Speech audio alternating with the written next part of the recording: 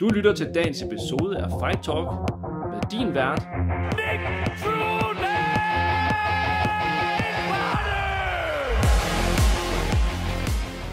Fight Talk er sponsoreret af Pluto TV.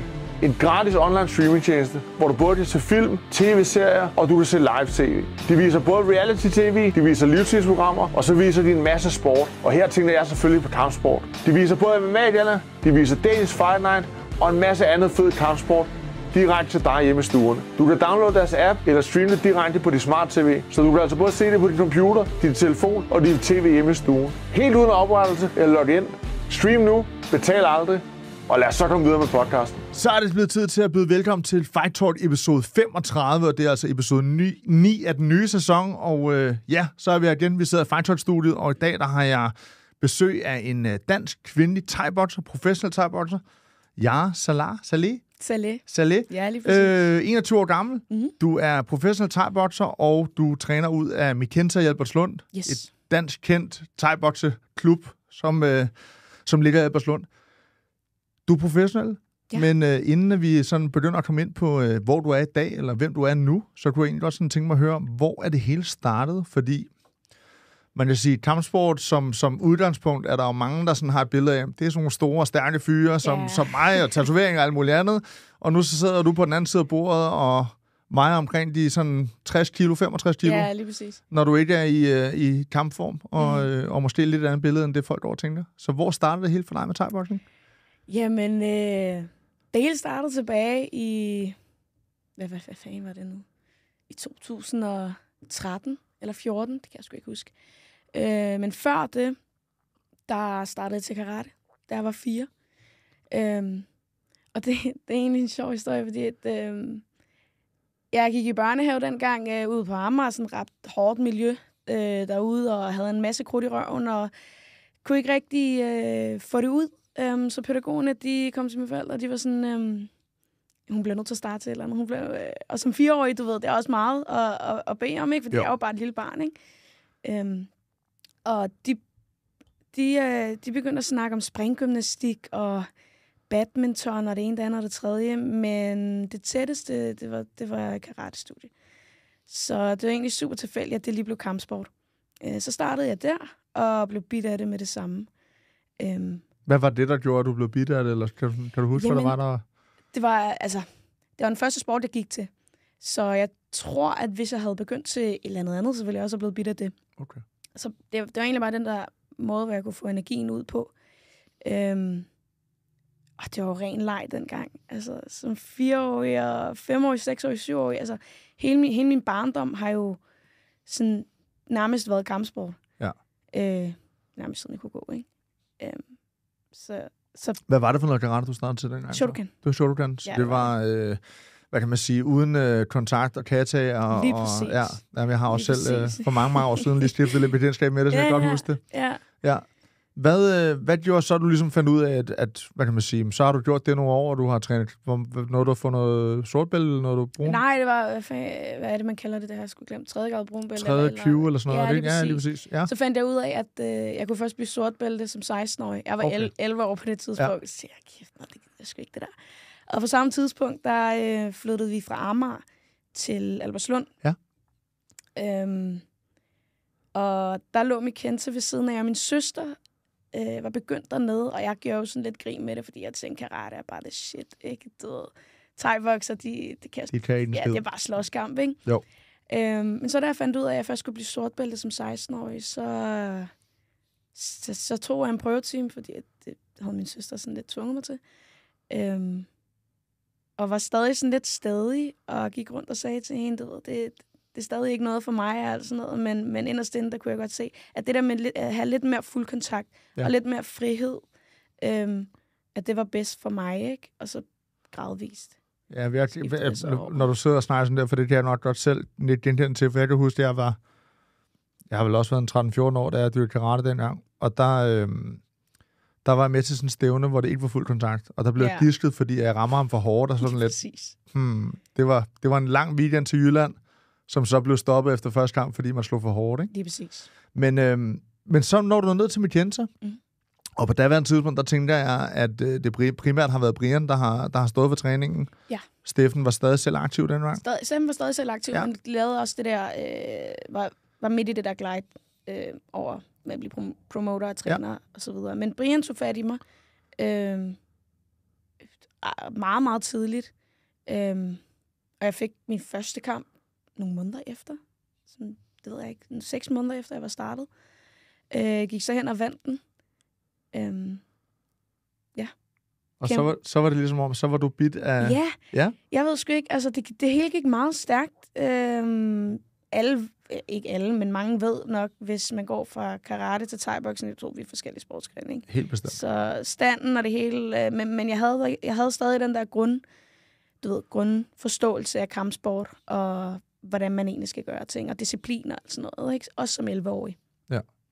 Og røg rimelig hurtigt op på kampholdet og sådan noget. Og så var du ligesom i gang?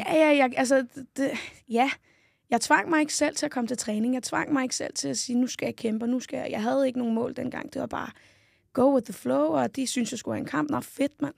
Stil mig op på vægten 50 kilo. Du skulle ikke godt noget vægt. Bum. Så var du klar. Ja, lige præcis. Men ja, du er jo, hvad kan man sige, hvis man sådan spoler frem, så er du noget rigtig langt på forår, og man kan sige, okay, du så også startet tidligt som 4-årig med kampsport næsten ind med ske. Hvordan fandt du sådan ud af, at kampsport så ligesom skulle være vejen frem for dig? Fordi det er jo næsten det er blevet nu. Nu er du professionel. Jeg ved godt, man ikke lever af kampsport i Danmark som udgangspunkt. Det er der meget få i hvert fald, der gør. Men hvordan sådan fandt du ud af at sige, okay, det er noget, jeg satser på, det er noget, jeg gerne vil?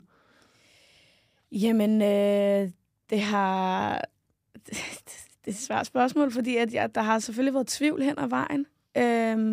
Som sagt før, så du ved, jeg har bare... I went with the flow. Været meget... Stillet mig selv mange spørgsmål omkring, er det nu det her, er det nu ikke det her?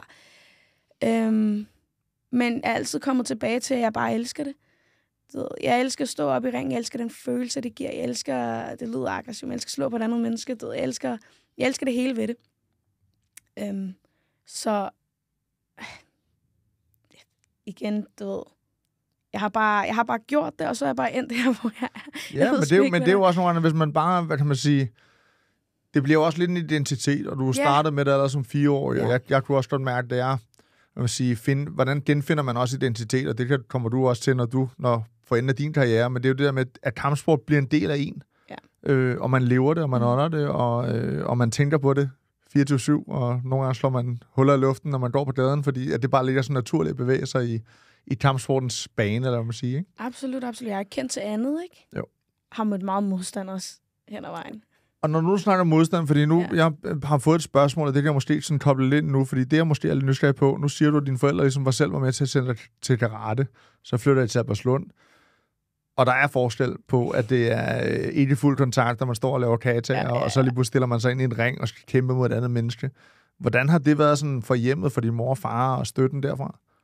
Altså, mine forældre har altid været meget støttende omkring det.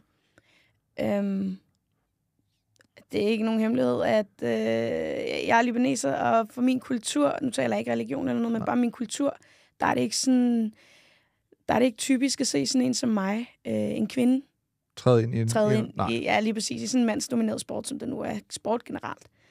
Så de havde det en lille smule svært ved at forstå det. De var meget sådan open-minded. Ja. Ville gerne høre, hvad jeg havde at sige, og det ene, det andet, det tredje. Men den dag i dag, så er de stadigvæk meget støttende. Det er mere udefra. Ja, altså for hvad kan man sige, din omgangskreds, eller for sådan kulturen, for dit hjemland og sådan, der kigger på det? Mere for mit hjemland, mere også familie, men sådan lidt udefra, ikke sådan min tætteste familie. Jeg har fået mange spørgsmål omkring uddannelser og hvad hvis nu, og fremtid, og ej, du er så flot, og din næse, og det ene, det andet og det tredje. Hvor at jeg er nået til det punkt, at jeg ikke sådan rigtig siger fra med, jeg er bare sådan, Det er fair nok, hvad du har derovre, men jeg ved, hvad jeg gerne vil, og det er i sidste ende også dig, det handler om jo. Altså. Absolut. Jeg er glad her, hvor jeg er nu. Møder stadigvæk sindssygt meget modstand, men jeg prøver ikke at lade det komme stige til hovedet. For meget i hvert fald. Det er positivt. Det er jeg glad for at høre, fordi det er jo, hvad kan man sige, når man sidder og kigger fra mit perspektiv, eller fra kampsportens perspektiv, så er du en, der er på vej frem, og bestemt har en masse forcer, som du kan udnytte i den her sport, som jeg håber at se fremadrettet. Men det kommer vi også med ind på. Jeg er lidt nysgerrig på sådan amatørtiden. Så har du din første kamp efter et par måneder. Så er du ligesom sådan i gang. Nu er der fuld kontakt. Jeg ved godt, at man sådan stiger i graderne, og man starter med mere udstyr på, og i takt med, at man udvikler sig, så ryger noget af det her udstyr. Men sådan, du vinder din første kamp. Hvordan var forløbet det efter? Hvad gjorde du så? Ligesom, så er du bare tilbage at træne med det samme, eller skulle du sådan ligesom finde ud af, hvor skulle jeg være henne, eller hvad vil jeg gerne med det her? Jamen, som sagt før, så trænede jeg bare konstant. Så kamp, det var bare en anden lørdag for mig, du ved. Så jeg trænede lige efter det igen, og fik en hel masse ro, så jeg kunne godt mærke, at det der energiboost, det der ego-boost, det kunne noget. Så jeg fik min anden kamp ikke lang tid efter, nogle måneder efter. Tabte den.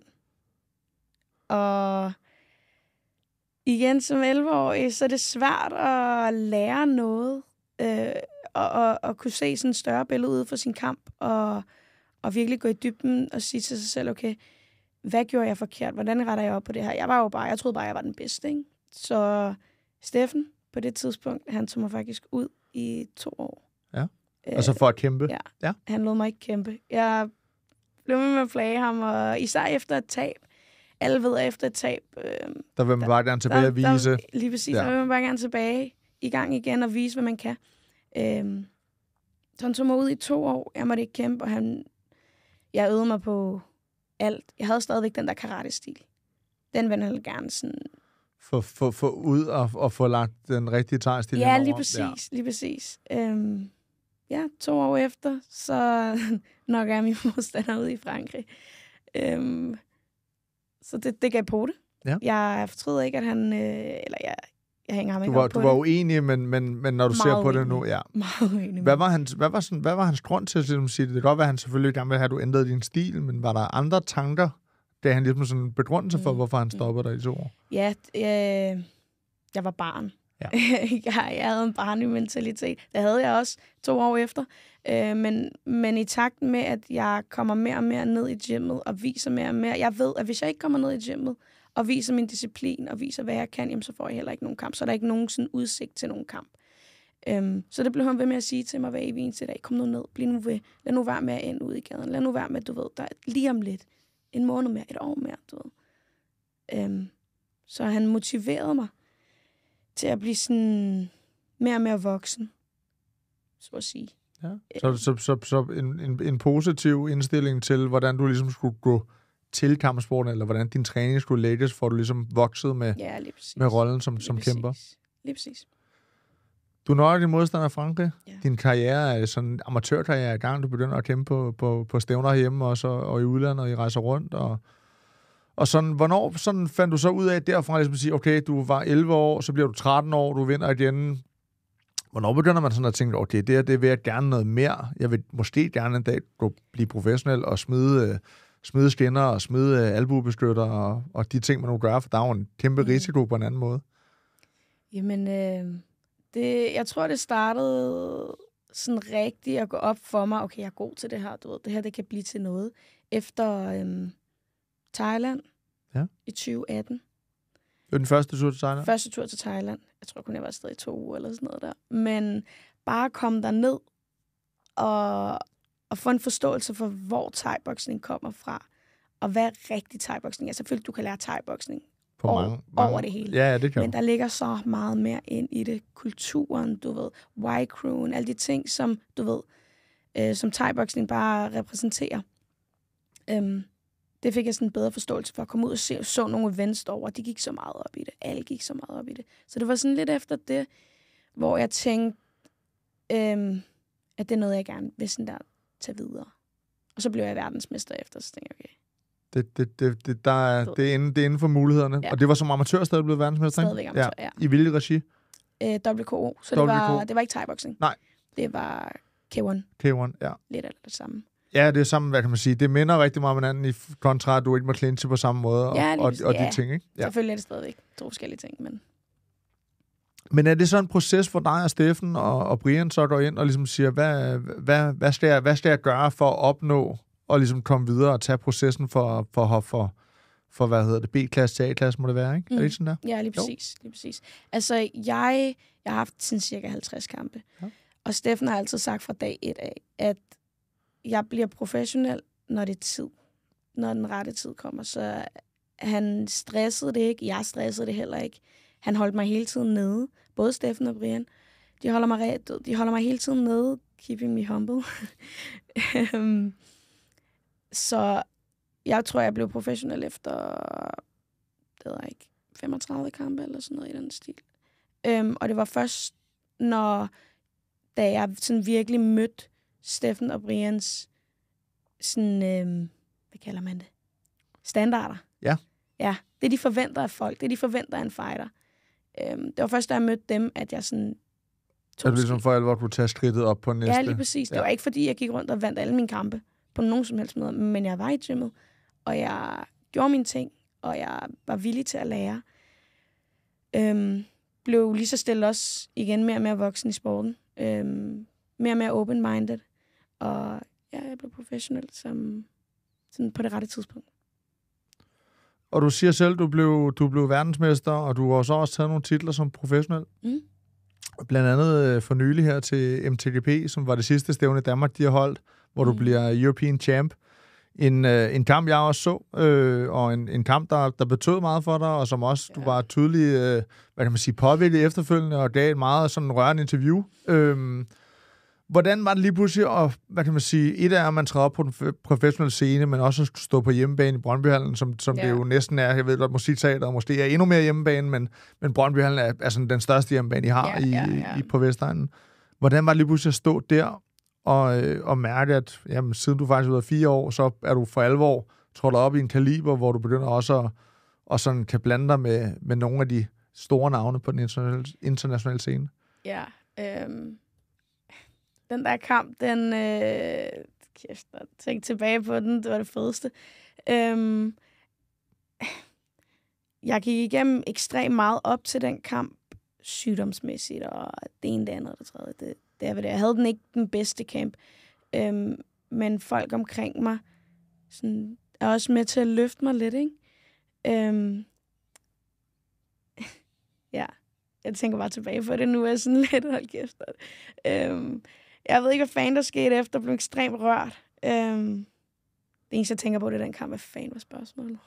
Jamen, det er bare, altså, hvad vil man sige, hvad betød det for dig, lige pludselig at stå der, altså, og det der med at gå fra, at du har kæmpet et hav af kampe i Musikteater, du har kæmpet i udlandet, du har været på masser af kampe på international grund også, men lige står du her på den største hjemmebane, I har, og vinder den her titel, og tydeligt rørt bagefter. Sådan, hvad betyder det for, ligesom for alvor nu at være et sted, hvor du kan blande dig i toppen? Jamen, det er en drøm, som jeg har haft længe. Altså, bare de navne, som jeg får tilbudt den dag i dag, også før. Det er kæmpe navne. Det er sådan, jeg er på et punkt nu, hvor at jeg ved, at jeg ikke har nået toppen, men jeg er fandme godt på vej. Ja, altså man kan sige, du hvad kan man sige, på, hvad hedder det? Det hedder VBC's rangliste, der du rangeret som nummer 12, tror jeg, du finder frem til, at du ender søge i et år. Og det gør jo, at man kan sige, nu er man lige pludselig et navn, som andre også kigger på, fordi når de går ind og søger ranglister, jamen, så ser de jo dit navn, som være en potentiel modstander, hvis man gerne vil op på ranglisten, eller hvis man gerne vil videre mod toppen. Nu har du nogle kampe foran dig. Du har en kamp her den 7. april, som jo så bliver kæmpet, når den her episode udkommer, og så har du efterfølgende den 4. maj til Unite nummer 2, hvor du skal møde en... kan jeg huske, hvad hun hedder nu? Englænder. Terry Holton, som du oprindeligt skulle have mødt til Unite nummer 1. Ja. Og der kom du hjem efter en training camp i Thailand igen. Hvad gør, at kampen bliver rykket? Jamen, jeg har været rundt og sige til folk, at jeg har været skadet. Ja. Men jeg kom hjem med, alle ved, at Thailand og bakterier, de er sådan... Det er ikke verdens bedste sammensætning. Nej.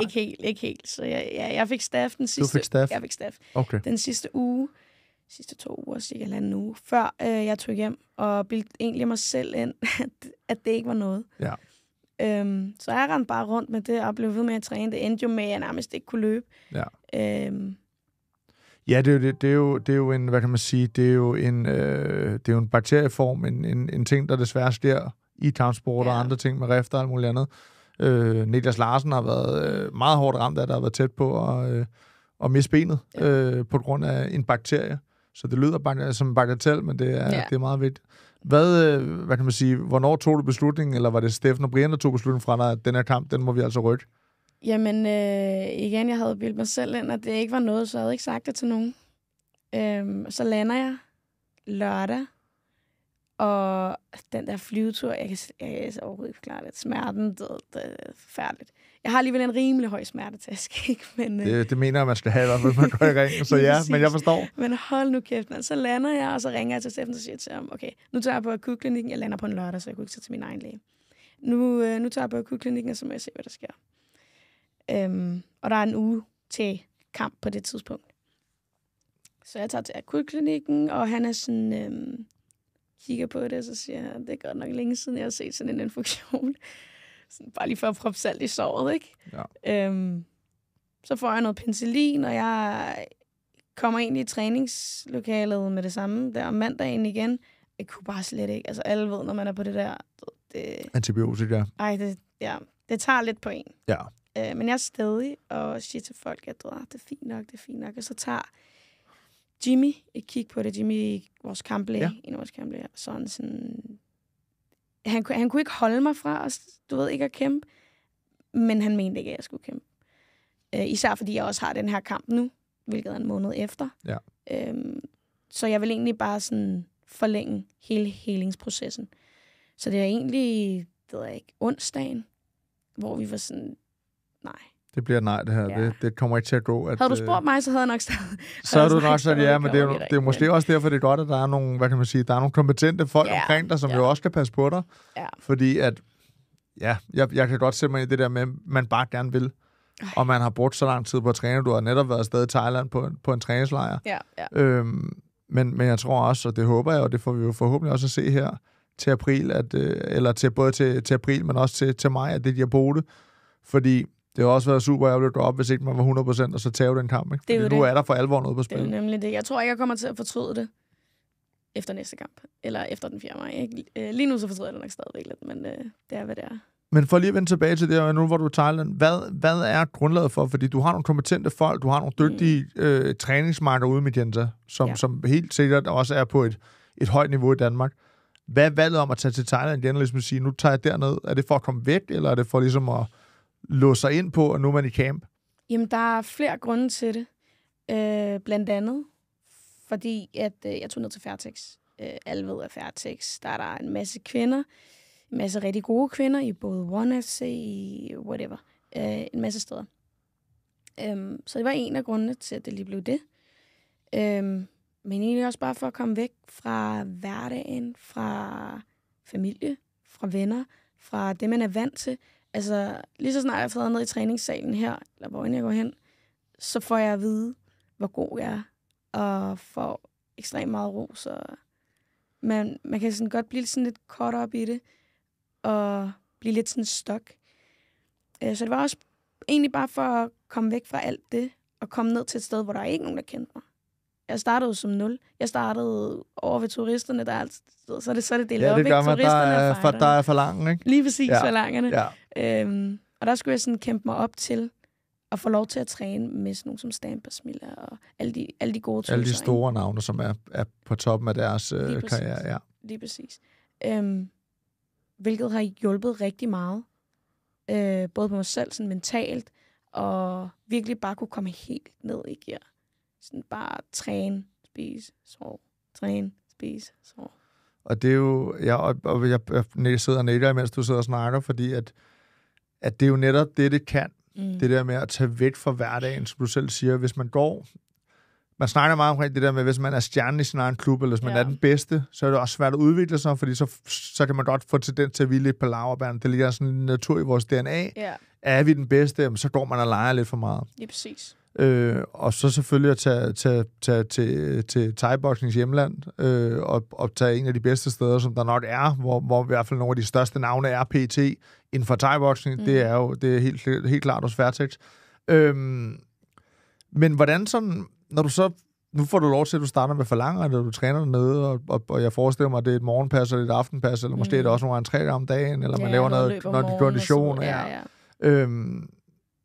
Hvordan tager de sådan... Jeg forestiller mig, at man vokser lidt i graderne i takt med, at man viser, hvad man kan. Hvordan tog de sådan imod dig, da de ligesom fandt ud af, okay, det jeg er fra Danmark, kunne lade os godt finde ud af? Og... Jeg er fra Danmark. Ja, altså, det var ekstremt svært. Jeg tror, det var 3 uger overhovedet, fik lov til sådan at kigge på de andre. Jeg gav den gas til hver træning. Alle træningerne. Jeg kan bare huske, det var sindssygt hårdt de første 3 uger. Sindssygt hårdt, fordi jeg skulle være til alle morgenløbene. Jeg skulle være til alle morgentræningerne. Jeg skulle give mig 110%. Og de så mig jo ikke rigtigt. Så dem, der trænede mig, prøvede sådan lidt at presse til de andre. Og i takt med, at sådan, de pressede, så kiggede de en lille smule. Bare sådan en lille smule. Og fighterne kunne også godt lige se lidt. Bare lige kigger op, ikke? Og der skal ikke mere til. For, du ved, sådan, skille mig ud fra alle de andre. Jeg siger ikke, at jeg er sådan, whatever, men du ved. Og det var lidt sådan det, og så kom jeg op til sådan en prøvetræning-agtig op ved fighterne. I Fairtex, der er der sådan en kæmpe glasbord, hvor bossen Mr. Wong sidder op i det der glasbord. Med og så man bare sidder og kigger? Ja, med sådan en mikrofon, og så råber og skriger han ud til alle fighterne, ikke? Så jeg kom op lige foran ham, 3 uger efter, jeg havde været i Fairtex. Og så jeg kan huske, at efter sådan en kæmpe lang træning, og jeg var helt færdig, jeg skulle bare give mig selv 110% igen. Så det gjorde jeg. Dagen efter, så fik jeg så lov til at træne med alle de andre, ikke? Og så var du op sammen med Stamp og med Smilla og med dem, som nu ellers var i camp på det var en tidspunkt? Lige præcis. Hvordan var det? Altså, jeg vil slet ikke forklare det. Det er jo folk, jeg har set op til hele mit thai-boksningskarriere, altså nærmest hele mit liv. Det var også sådan meget, altså, jeg render rundt og tror, at jeg er god, men jeg ved ikke, hvor god jeg er. Giver det mening? Men du ved sådan, det der med...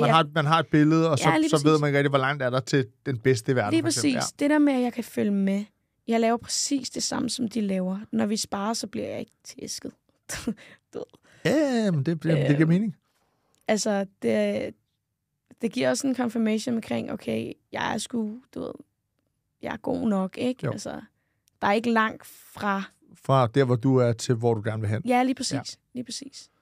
Jeg tænker også, når man er sådan et sted, så er det vel også, hvis man gør det godt, så det tydeligt lyder som om, at det har du gjort, og du har hvad kan man sige, du har lavet et navn for dig selv. Du har ligesom vist, at selvom at jeg ikke er et navn hernede, så er det lidt alligevel, eller kan blive det på sigt. Ja.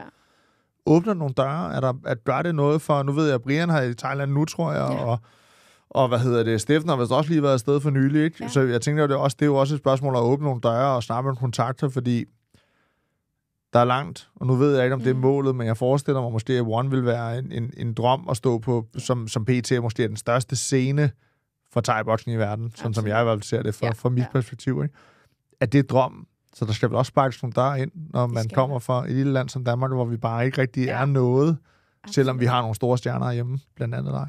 Jeg har valgt at indgå et samarbejde med Copenhagen Content Creators for at få produceret min podcast her, så det eneste, jeg skal fokusere på, det er sådan set bare, hvad min podcast skal handle om. Det vil sige, at jeg skal ikke bruge tid på at producere det, filme det, klippe det, lægge reklamer ind, og på den måde ligesom producere hele podcasten. Jeg skal udelukkende invitere mine gæster ind, og så lave podcasten sammen det, vi så snakker om.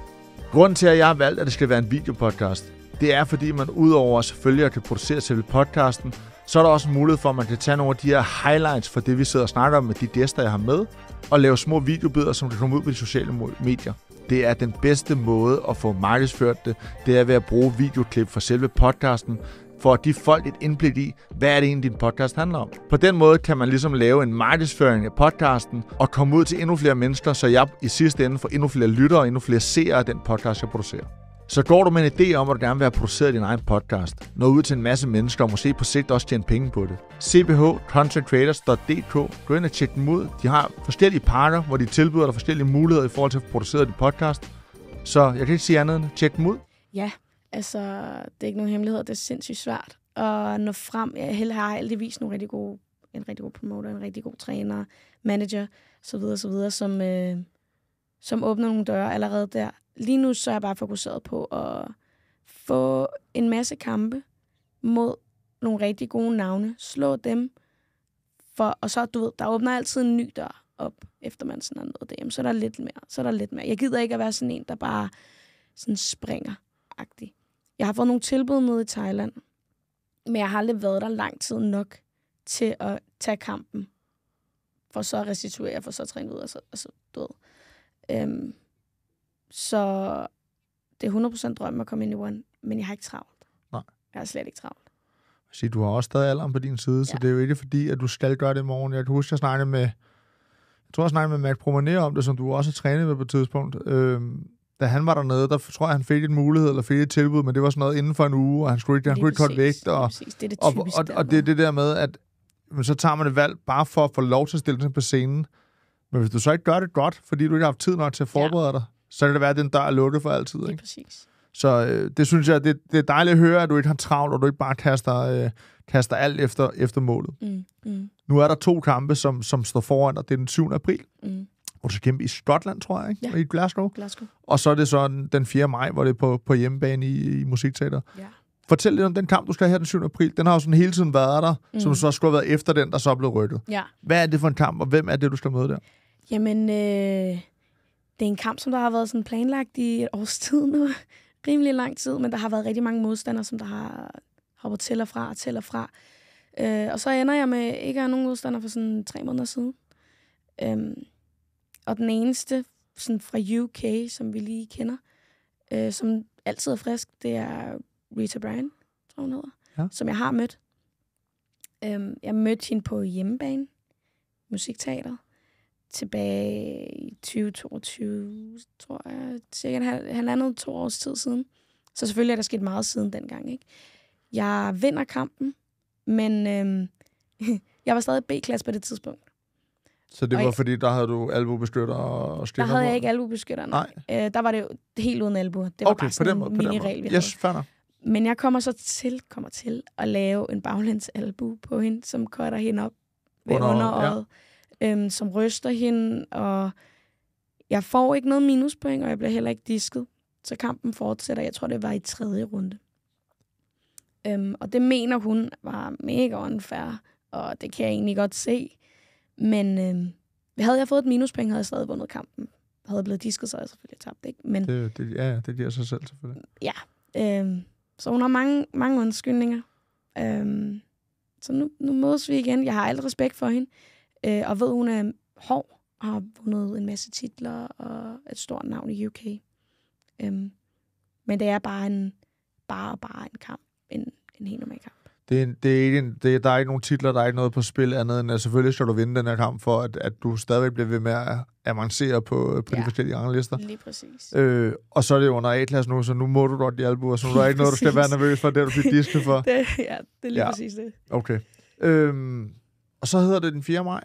Det hedder Musikteatret, det hedder hjemmebane. Ja. Det forestiller mig altid at være noget særligt at træde ind på den, der hvor man både har kæmpet som amatør, og hvor familie, venner, alle er der til ligesom at kunne støtte op om dig. Hvad er det, vi skal se der? Hvad er det, du går i ringen for at vise der?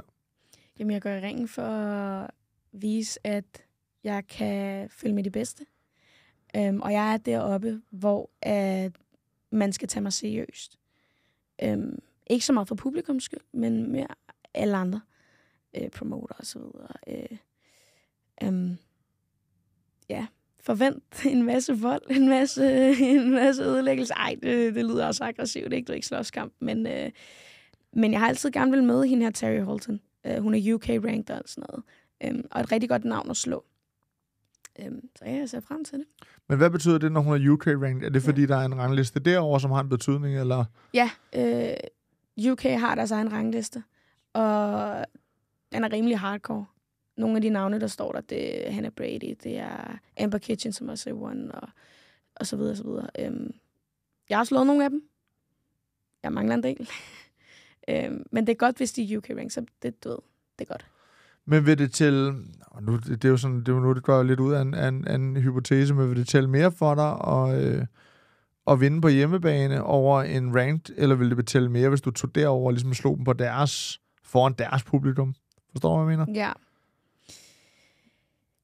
For der vil altid sidde nogen, jeg kunne forestille mig, der vil altid sidde nogen og sige, du kæmper hjemmebane, og det er hjemmefordele og egne dommer og alt sådan noget andet, og hvad kan man sige, United er jo stadigvæk en ny organisation, som jo gerne vil frem, og gerne vil vise noget. Nu skulle du have kæmpet bur sidste gang, nu bliver det så i ring i stedet for musikteateret. Har det nogen betydning? Altså, jeg synes, det burde være sådan et godt mix for min egen skyld. Du ved. Altså, det er fedt at kæmpe på hjemmebane, men der er også det der ekstra pres.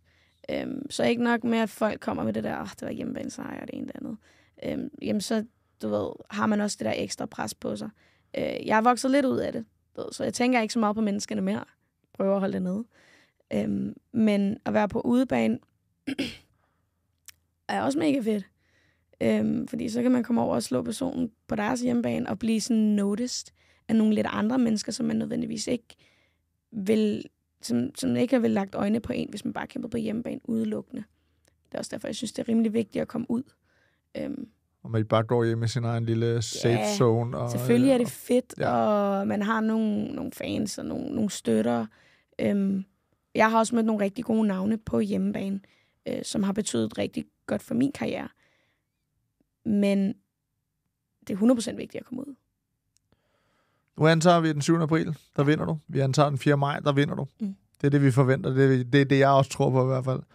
Du snakkede før om, at der er en del navne, du sådan gerne vil slå. Ja. Hvad skal der sådan, hvis vi snakker om One More Drømmen? Det er det, vi sigter efter på et eller andet tidspunkt. Vi har ikke travlt med at nå det. Men hvad skal der til, eller hvem skal vi slå, for at du kan træde ind der og sige, nu har du etableret dit navn godt nok til, at der kunne ligge et tilbud? Jamen, det, der skal til, det er, at jeg vinder nogle flere titler. I nogle, ikke bare sådan nogle whatever-forbund, men jeg har mine øjne på VBC, som jeg også har ranket på nu. Og så har jeg mine øjne på MTGP. Ja. Som jo ikke bare var showet i Danmark, men som jo er et større engelsk show, tror jeg. Lige præcis. Ja. Engelsk-baseret Johannes Sparke var over at kæmpe i Sheffield. Sheffield, ja. Cool. Lige præcis. Jeg er i samtalen omkring en VM-titel der. Okay. I MTGP, det er... Ja, og titelholderen i VBC, det er Hannah Brady. Okay. Som også har kæmpet One Lumpini eller noget i den stil.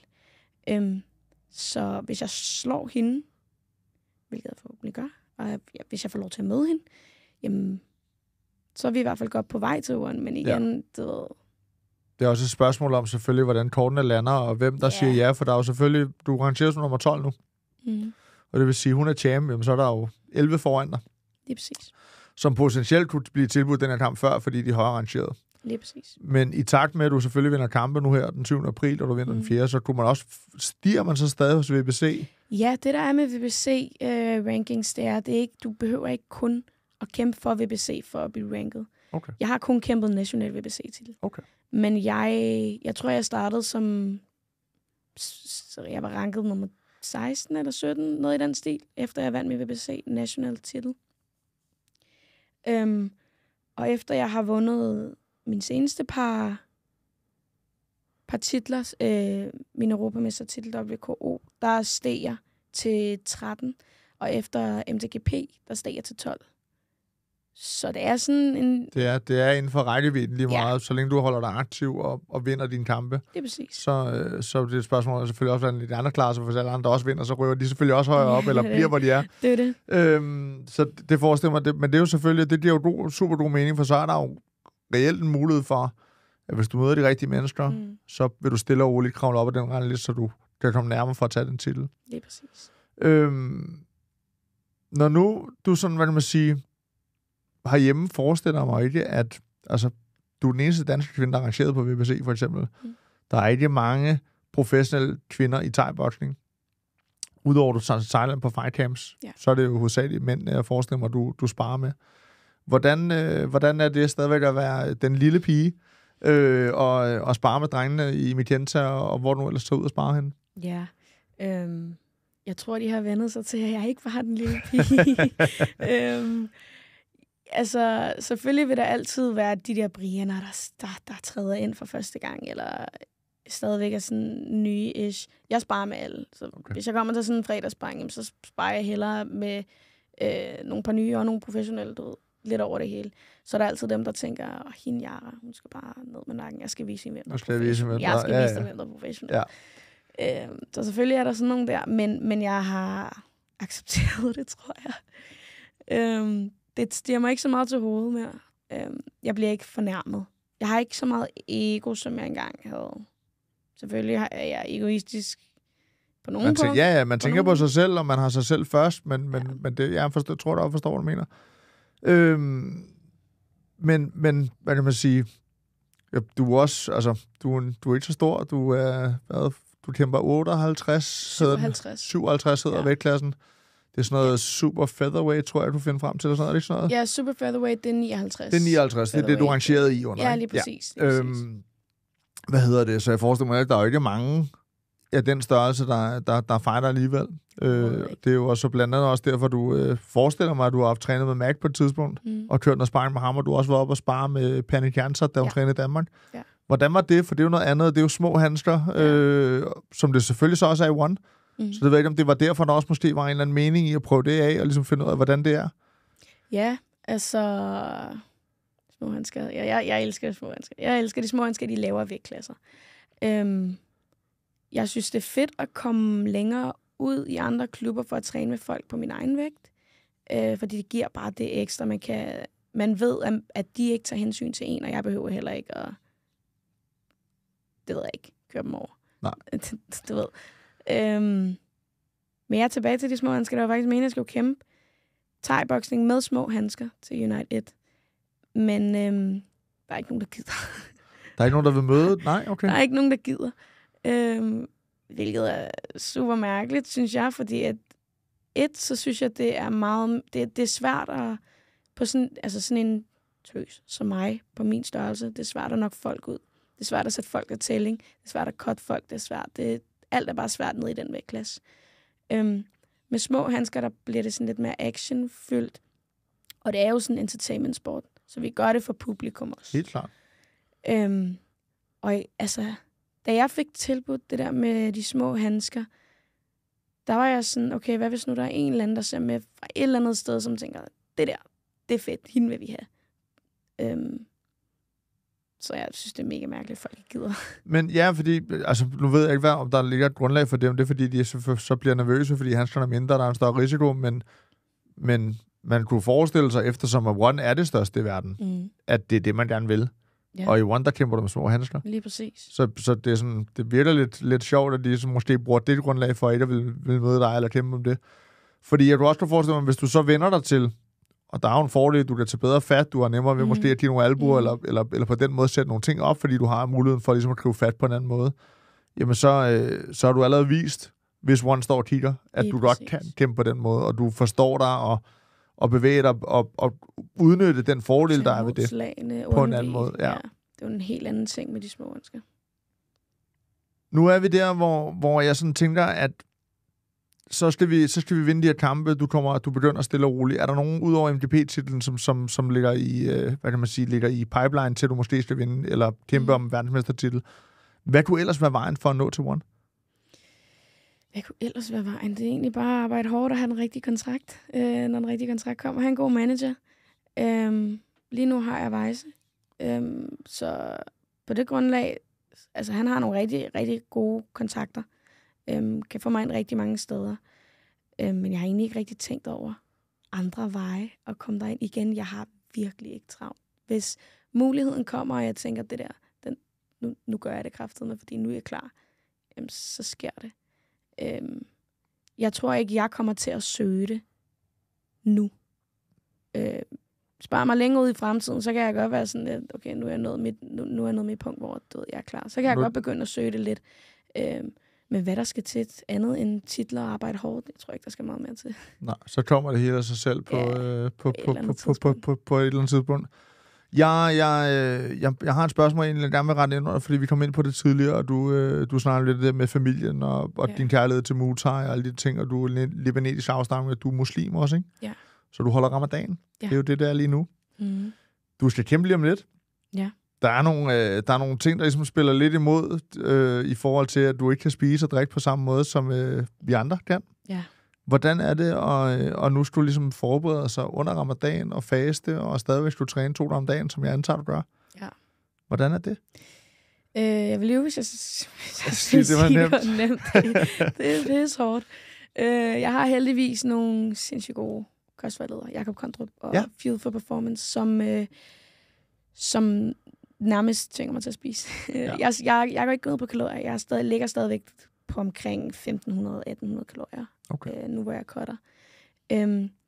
Men jeg løber, før jeg spiser om morgenen. Folk vil sige nat. Okay. Jeg løber klokken 3. Ja. Ikke det største. Det er egentlig bare for at få brændt nogle nemme kalorier af. Og stadigvæk være hydreret. Så går jeg hjem og spiser og drikker og sådan noget, og så træner jeg med Vejse klokken 9 om morgenen, 8 om morgenen, sådan noget i den stil. Fasene. Og det er jo så der fasen er startet, for den starter, inden solen så op, ikke? Du må spise, imens solen er nede. Lige sådan præcis, cirka 4:34-ish. Okay. Så træner jeg igen om aftenen, ikke? Også fasene, nogle gange og nogle gange efter. Så det er sindssygt hårdt, men jeg får det til at løbe rundt. Kan du ikke prøve sådan, om det er fasten eller ej, men prøv lige at give et billede af det, fordi du træner så, du vælger så at løbe der om morgenen. Det gør du ikke normalt, forestiller mig.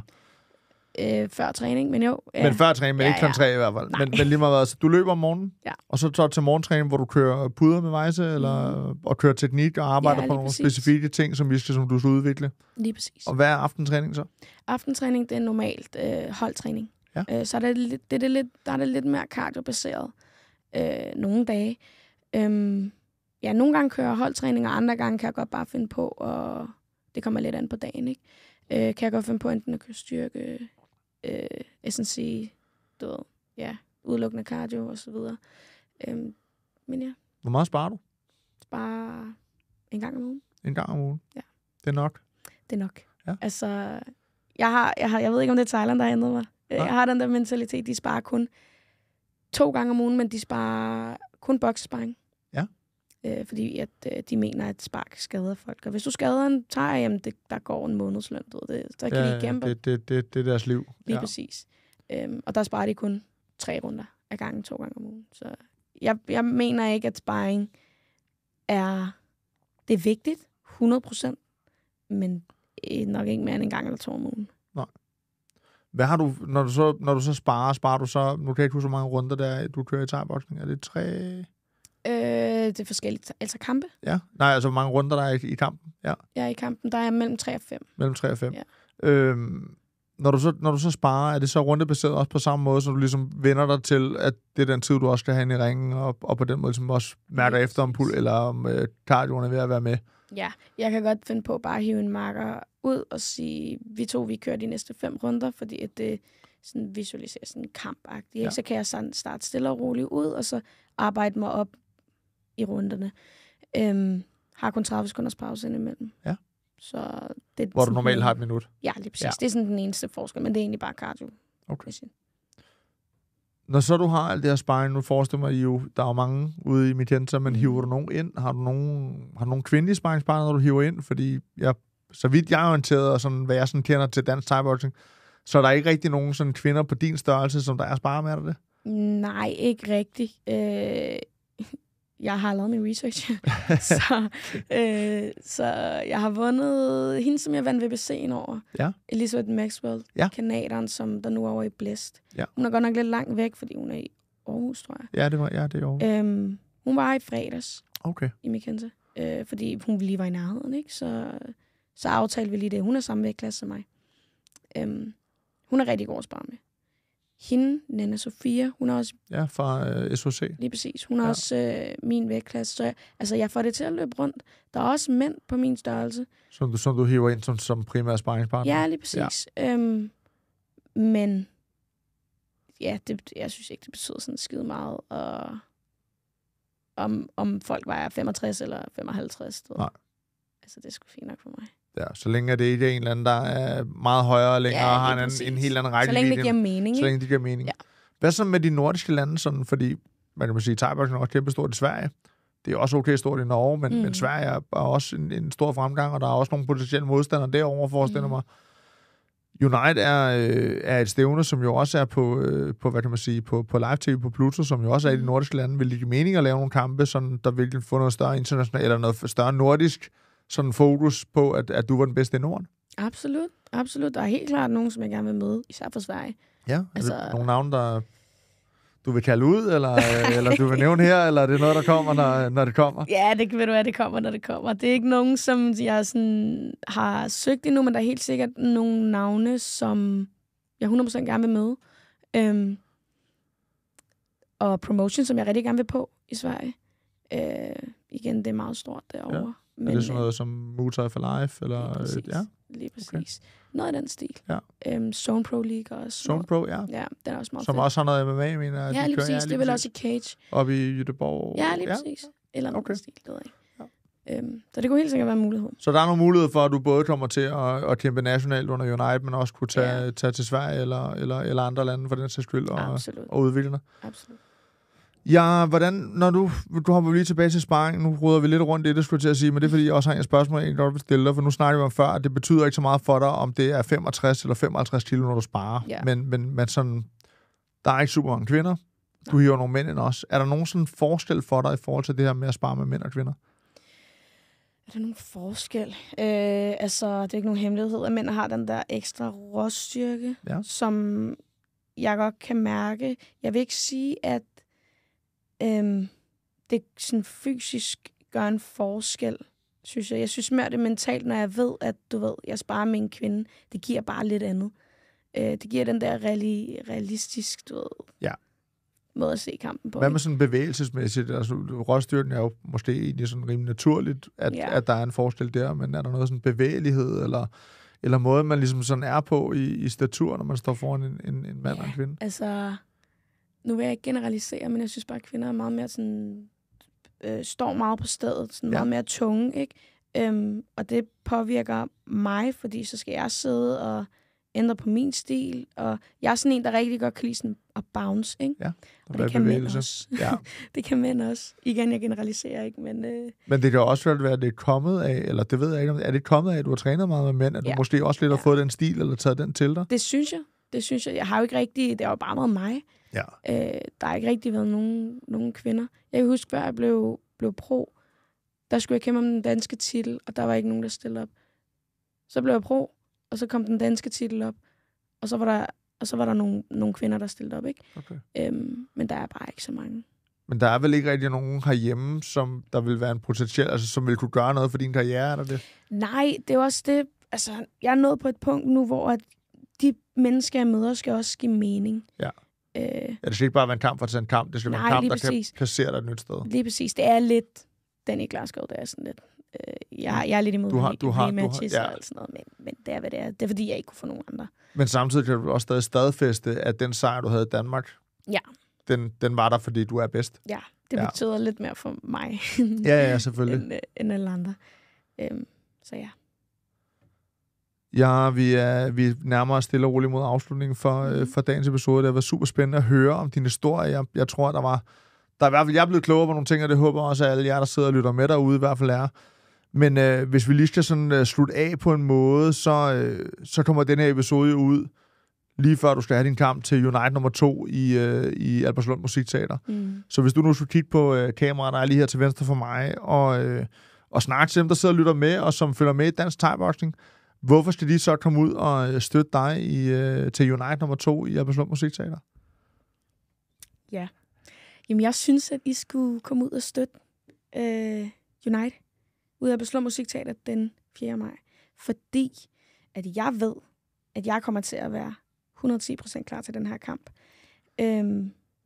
Jeg ved, at fightcardet bliver helt hjernedødt. Jeg træner med en masse mennesker, som også kæmper den dato. Og det bliver for sindssygt. Altså, det er for vildt. Så kunne det vist ikke siges bedre, end at det er den 4. maj. Yeah. Det er Albertslund Musikteater, det er Unite nummer 2. Og det bliver altså vist på Fight Talk Sponsors kanal, Pluto TV, som jo altså sponsorerer den her Fight Talk podcast, hedder det. Og så tune ind den 4. maj på Pluto TV fra kl. 21, tror jeg det er, de sender live på deres kanal fra Albertslund Musikteater, hvor jeg vil kæmpe og en masse andre spændende navne, så hold øje med jeres kanal og med deres kanal, og se, hvad det er for nogle kæmper, der bliver offentliggjort der. Ja, det har været en stor fornøjelse. Tak, fordi du har haft lyst til at komme ind i dag og fortælle din historie, og så vil jeg ønske dig al held og lykke med kampen, du har lige om lidt, og så med den 4. maj. Tusind tak. Tak fordi du kom. Selvfølgelig.